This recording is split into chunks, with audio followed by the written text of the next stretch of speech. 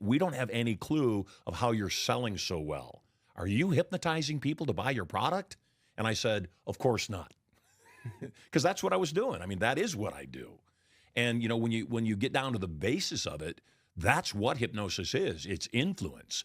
My definition of irresistible influence is not getting somebody else to buy. It's getting somebody else to beg me for what I'm selling, and more importantly, have them believe it was their idea. So when you get to that point where they don't think they're being sold, they just believe they want to buy on their own volition, that's when you truly have stepped into super influence. What's the process of breaking down the resistance and having someone get to that point where it's their decision?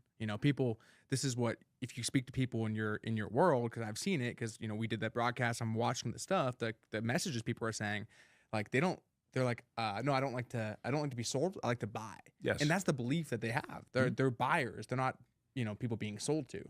So how have you been able to develop that, and what are you putting into these people where they're coming to you, begging you, as you're saying, to buy your stuff? I don't know that everybody doesn't like to buy. In fact, I think that it's a higher level state to get to where you like to buy. I like to buy. I like to buy things. Do not send me to Best Buy. I will come back with all sorts of gadgets I do not need. Do not send me to the grocery store when I'm hungry, because I'm going to buy everything. I like to buy.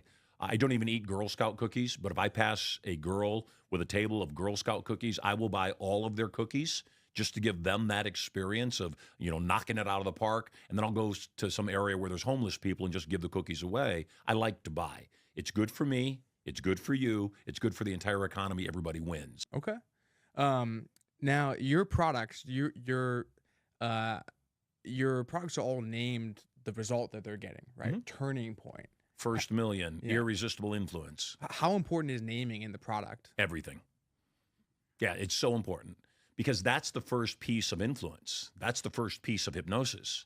And my belief is that, and that's a really good observation on your part, by the way, when you do that, you don't have to explain anything more. It's always interesting to me when people come up with these crazy names for whatever their offer is that has nothing to do with what the offer is. I think to myself, you missed a point. You missed the mark there. Because now people have to say, okay, your name is Scuttledink.